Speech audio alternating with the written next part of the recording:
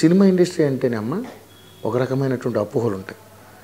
హీరోయిన్లను commitment అడిగితే వాళ్ళు చేస్తేనే సినిమా క్యారెక్టర్లు అంటారు. చాలా తప్పండి అది. అసలు నేను దానికి ఒప్పుకోను.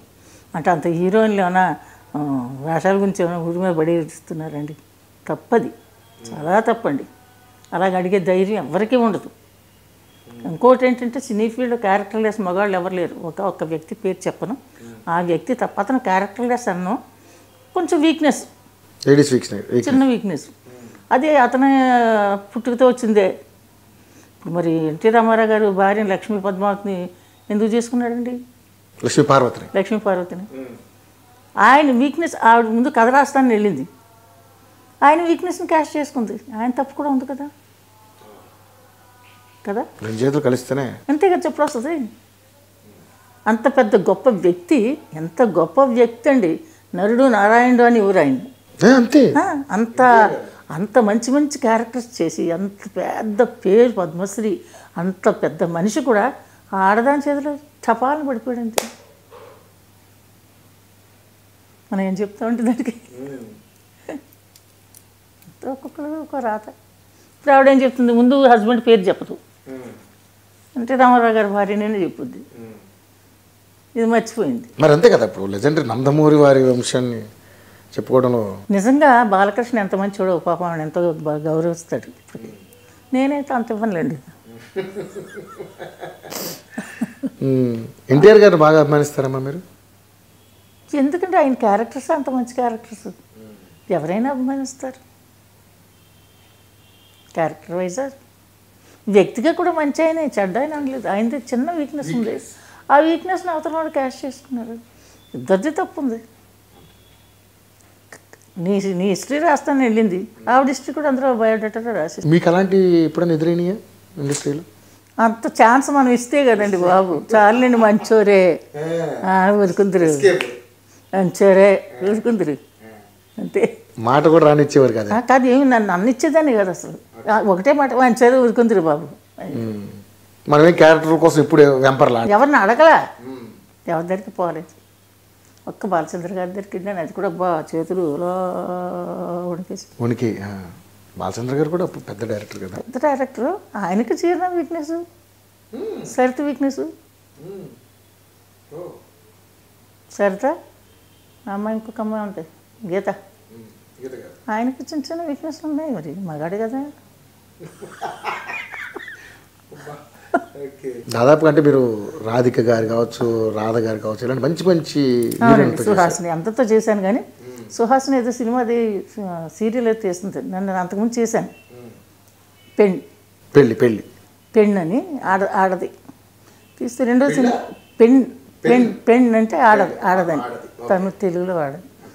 రెండో సినిమా సీరియల్కి పిలిచింది, వెళ్ళాను. చాలా సొఫిస్టికేటెడ్గా ఉన్నారండి అంత. అంటే క్యారెక్టర్ నోటి నిండా బేడా వేసుకుని తూ అని ఊసుకోవాలంటండి. దాన్ని తూతో ఊసుకోవడానికి నేను వెళ్తానా? ఊసుకుంటూ పోతాను పోనగా. క్యారెక్టర్ వచ్చినాక దాంట్లో మనం చెయ్యొచ్చు. ఆర్టిస్ట్ అన్నాక నేను చెప్పాను, ఏ క్యారెక్టర్నే చేయాలి, అదే ఆర్టిస్టు. అంతే కదండి, ఒదిగిపోవాలి, అందులో ఒదిగిపోవాలి. అంతేగాని లేకపోతే తూ తూ అంటూ పోతామా? అని వచ్చేసాను అంతే. ఎందుకంటే సుహాసినికి చెప్పింది మన Neena Reddy, Savera group of company managing director, నా ఫ్రెండు. నా శ్యామ్ బేబీకి ఇవ్వండి, నన్ను శ్యామ్ బేబీ అంటుంది. చాలా మంచి వాళ్ళు, మంచి ఫ్యామిలీ అండి, బంగారు తల్లి. బంగారం ఎప్పుడు నా ఆయుష్ కూడా పోసుకొని బాగుండాలి. ఆ అమ్మాయి చెప్తే నేను పిలిస్తే నేను వెళ్ళాను. వెళ్తే అబ్బా సొఫిస్టికేటెడ్గా ఉన్నారండి, అంత వద్దులే అమ్మ నేను వెళ్ళిపోతాను వచ్చేసాను. అంటే అందరితో నటించినటువంటి అనుభవం మీకు ఉంది. సో ఎవరేంటి అనేది కూడా అమ్మ, మీరు దాదాపుగా ఇన్ని సినిమాలు నటించారు కదా, ఎవరైనా మీరు మీ క్యారెక్టర్ ఇదని నిర్ణయించిన తర్వాత ఆ క్యారెక్టర్ మిస్ చేయడం అలాంటివి ఏమైనా జరిగినా? జరగలేదు. అసలు బాలచంద్ర గారిది గుప్పెడి మనసు టైంలో ఇంకొక అమ్మాయిని చూశారు ఆ క్యారెక్టర్, సినిమా ఆర్టిస్ట్ క్యారెక్టర్. అయితే ఆవిడ నేనేం చేశానంటే, ఆయన చెల్లెలు పెళ్ళికి పిలిచారు. పిలిస్తే వెళ్ళాను, రిసెప్షన్లో నిలబడి అందరికీ ఇస్తుంటే నేను చూసి ఆ అమ్మాయిని తీసేసి ఆ క్యారెక్టర్ నాకు ఇచ్చారు. సరిత మదర్ క్యారెక్టర్, శ్రీమతి క్యారెక్టర్ పేరు శ్రీమతి, సినిమా ఆర్టిస్ట్ అనమాట. ఒక అతని చేతిలో మోసపోయి సరితిని గంటది. అదొక మంచి సినిమా. మీ జీవితంలో అమ్మ సినిమా ఇండస్ట్రీ పరంగా కావచ్చు, ఇంకో రకంగా కావచ్చు, అంటే ఈ విషయంలో నేను ఇంత బాధపడ్డాను అని చెప్పుకోలేని సంఘటనలు ఏమైనా ఉన్నాయా? మా ఆయన చనిపోవడమే నాకు బాధ. అంత తప్ప నాకు ఇంకేం కాదు. ఆయన పోవడమే నాకు చాలా కష్టం. కానీ చాలా ఫైట్ చేస్తాను దానికి కూడా. ఓకే, ఏంటమ్మా, ఏంటి ఏమైనా ఆరోగ్య సమస్యలు? ఆరోగ్య సమస్య అనుకోండి, దానికి కూడా ఫైట్ చేసిన దానికి ఏంటంటే భార్య చేసిన ఆస్తిలో వాటా రాదంట. అది నాకు తెలీదు. ఎంజీఆర్ గారు అడ్వకేట్ ఉన్నారు, ఎన్సి రాఘవాచారి గారు. ఆయన నాన్నగారిని పిలిచేదాన్ని. ఆయన అడిగారు, నాన్నగారు నా మీద ఎందుకు వేశారు, నేనేదో చెప్పి చేయించానని. అంటే భర్తను చంపించిన ఆస్తిలో వాటా రాదని. ఎవరికి కావాలని రాదు ఆస్తి, నా ఆస్తి ఎక్కువ ఉంది. అప్పుడు తెలిసింది, ఓహో నింద వేశారు నా మీదని. కానీ ప్రూవ్ చేసుకున్నాను. అయ్యో, మేమే అంత పెద్ద నిందపడ్డది. ప్రూవ్ చేసి మా ఆయన చంపినోడు 18 ఏళ్ళు జైలు వేయించాను. ఓ, అయితే చంపారా? అయితే చంపేశారు. నేను మా నేనా ఇంటికి వెళ్ళి వచ్చానండి. కేవీఆర్ బస్ సర్వీస్ నిర్మలమ్మని డ్రాప్ చేసింది నన్ను పల్లవరకోటం దగ్గర. అక్కడ ఆటో ఎక్కి లోపలికి వెళ్ళి 6 రూపాయలు అడిగి అయ్యని ఎవరా అన్నాను డ్రైవర్ని. ఫట్ని ఇక్కడ కొట్టాడు ఫస్ట్ దెబ్బ. ఎవరిని? నన్ను. నేను ఇలా చెయ్యి వేసాను. అమ్మో ఏదో పడిపోయింది చూడరా అన్నాను. ఫట్ ఫట్ ఫట్ని కొడుతున్నాడు. ఆఖరి దెబ్బ ఇది. అబ్బా, ఓకే ఓకే ఓకే ఓకే. నన్ను చంపేయాలని, మిమ్మల్ని చంపేయాలని నేను చెప్పగానే పోలీసులు అరెస్ట్ చేశారు. ముందు అడిగిన ప్రశ్న ఏంటంటే అమ్మకి ఎలా ఉంది అని అడిగింది. అమ్మ హాస్పిటల్లో ఉన్నారు అన్న. ఇదంతా మా బాబ్జీ వాళ్ళు చేయించింది. అంటే ఎవరు బాబ్జీ అనగా? ఎవరు? మా పెద్దబాబు కొడుకు. పెద్దబాబు గారి కొడుకు? మా ఆయన అన్న కొడుకు. అన్న కొడుకు. మొత్తం కారణం ఆయనే, ఆస్తి కోసమని అంటారు. ఆడే చేయించాడు. ఇప్పుడు ఆస్తి ఆడే తింటున్నాడండి. ఆడే చేయించాడు. ఆడు చెప్పిన తర్వాత అంత చనివేంటండి, ఎవరే బాబ్జీ బాబ్జీ బాబ్జీ అని పిలవాల్సిన అవసరం ఏముంది ఆడికి, డ్రైవర్కి. సో బాబాయిని, సొంత బాబాయిని చంపింది, చిన్నాయన్ని చంపింది ఆయన అంటారు. చంపించింది అని నా అనుమానం అండి. నిజం దేవుడు ఎరుగు, నీరు పల్లం ఎరుగు. కానీ మరి శిక్ష అనుభవిస్తుంది ఎవరు? ఇప్పుడు అనుభవించింది ఎవరు? డ్రైవర్ అనుభవించాడు. నేను ప్రూవ్ చేసుకున్నాను నేను తప్పు చేయలేదని. శిక్ష మీరు చంపించలేదు, మీ మీద వేసారు ఆ కేసు. నా మీద నేను చెప్పి చేయించానని ఆడిని అరెస్ట్ చేశారు. నేను అన్నాను నాకు ఉన్నదే ఆయన. అన్నదమ్ములు లేరు, అప్పు చేయడు. మా అక్క ఒకతే ఉంది, మా చెల్లి ఇద్దరే. మా అన్నయ్య ఎప్పుడూ చనిపోయారు. మేమే ఉన్నాం, మాకెవరున్నారు దిక్కు ముక్కు. నేనెందుకు చంపించుకుంటాను నా మొగుడిని? నన్ను బాగా చూడకపోయినా, నన్ను కొట్టినా తిట్టినా, లేకపోతే ఆస్తి ఎవరికైనా రాసి ఇచ్చారు, ఏమీ లేదే. బంగారు తండ్రి కదా, నాకేం అవసరం. కానీ దానికి కూడా ఫైట్ చేశాను, చాలా ఫైట్ చేసి లోపల 18 ఏళ్ళు పోరా నా కొడుకు ఎలాగన్నా అన్నాను. ఒక్కదాన్నేనండి, సింగిల్ ఫైట్. ఏడ్చుకుంటూ వెళ్ళేదానండి, ఏడ్చుకుంటూ ట్రావెల్ చేసేదాన్ని పాట పాడుతాను. కరుణించు మేరీ మాత శరణింక మేరీ మాత నీవే శరణింక మేరీ మాత.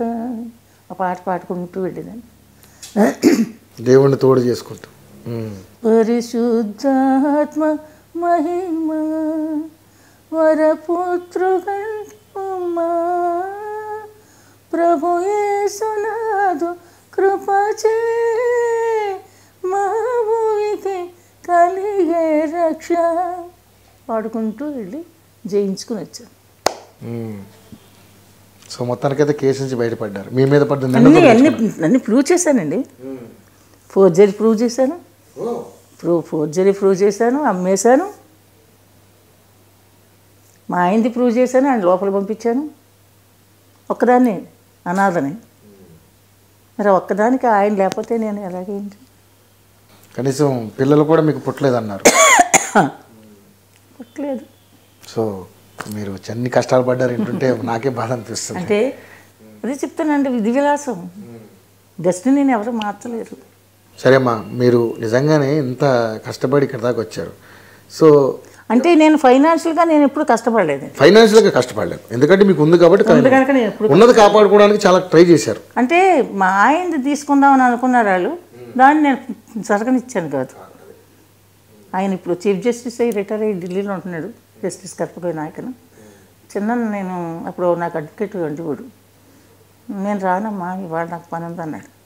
నువ్వు రాకపోతే నేను వెళ్ళను కోర్టుకు అన్నాను. నువ్వు కోర్టుకు వెళ్ళకపోతే నేను అరెస్ట్ చేస్తాను, చేస్తే చేసుకుని అన్నాను. వచ్చారు వాళ్ళ ఆవిడని వదిలేని పిలుస్తాను. పద్మిని ఆవిడ పేరు, మంచి ఫ్యామిలీ. సో మీకంటూ తోడు ఎవరు రాలే ఏ విషయం? ఎవరున్నారండి? ఇంకెవరు లేరు కదా పాపం. సో చదువుకున్నారు కాబట్టి మీరే జయించగలిగారు. చదువు కూడా పెద్ద వానాకాలం చదివే కదా. అయినా కూడానండి నేను మా అమ్మ అనేది హైలీ ఇంటెలిజెంట్ నువ్వు అనేది. తెలివితేటలు అంటే నేను తప్పు చేయలేదు, ఎవరికైనా నేను ఎందుకు భయపడాలి?